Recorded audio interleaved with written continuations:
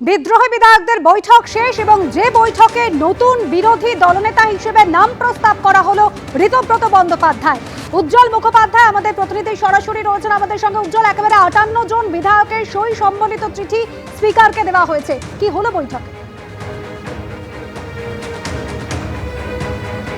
দেখো, একেবারেই তাই যে 58 জনের সই করা চিঠি এবং তার রেজলিউশন, এবং যে রেজলিউশনে লেখা রয়েছে যে ঋতব্রত বন্দ্যোপাধ্যায়কে তারা বিরোধী দলনেতা হিসাবে তারা চান, অর্থাৎ তাদের দলনেতা নির্বাচন করা হয়েছে ঋতব্রত বন্দ্যোপাধ্যায়কে।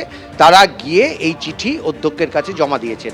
শুধু চিঠি তারা জমা দেননি, এক্ষেত্রে কিন্তু এই বিধায়করা তারা সশরীরে উপস্থিত হয়েছিলেন অধ্যক্ষের ঘরে, এবং অধ্যক্ষের ঘরে গিয়ে তারা কিন্তু বলেছেন যে তারা এই চিঠির সপক্ষে রয়েছেন। তারা আজকে এইখানে বসে মিটিং করে এই সিদ্ধান্ত তারা গ্রহণ করেছেন এবং বিরোধী দলনেতা হিসেবে ঋতব্রত বন্দ্যোপাধ্যায়কে তারা মনোনীত করেছেন, তাকে স্বীকৃতি দেওয়া হোক। এখন গোটা প্রসঙ্গটাই হচ্ছে অধ্যক্ষের ওপরে।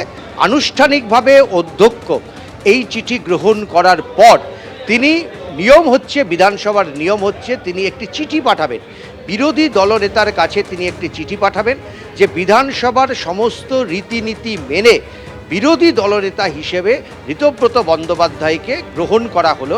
এই চিঠি কিন্তু পাঠানো হবে ঋতব্রত বন্দ্যোপাধ্যায়ের কাছে। ফলে যতক্ষণ না অধ্যক্ষ এই চিঠি পাঠাচ্ছেন ততক্ষণ পর্যন্ত বিরোধী দলনেতার নাম প্রস্তাব, এবং একই সঙ্গে এই যে নতুন দল, এরা কিন্তু নিজেদেরকে তৃণমূল বলেই দাবি করবেন। এখনো পর্যন্ত তারা বিদ্রোহ, কিন্তু যে মুহূর্তে এই চিঠি স্বীকৃতি দেওয়া হবে সেই মুহূর্তে কিন্তু বিধানসভার ভেতরে মূল তৃণমূল কংগ্রেস হয়ে যাবে ঋতব্রতর নেতৃত্বে এই 58 জনের বিধায়কদের যে দল। ধন্যবাদ উজ্জ্বল, আমাদের সঙ্গে ছিল। এবং এই চিঠির মধ্যে কিন্তু মমতা বন্দ্যোপাধ্যায়ের নামও উল্লেখ রয়েছে। মুখ্য সচেতক হিসেবে রঘুনাথগঞ্জের বিধায়ক এবং প্রাক্তন মন্ত্রী আখরুজ্জামানের নাম প্রস্তাব করা হয়েছে, এবং এই চিঠিতে নতুন বিরোধী দলনেতা হিসেবে নাম প্রস্তাব করা হয়েছে ঋতব্রত বন্দ্যোপাধ্যায়।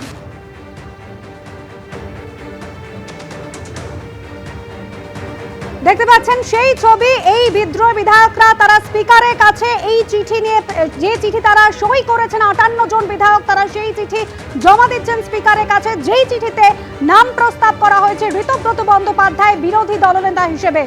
এবিপি আনন্দ, এগিয়ে থাকে, এগিয়ে রাখে।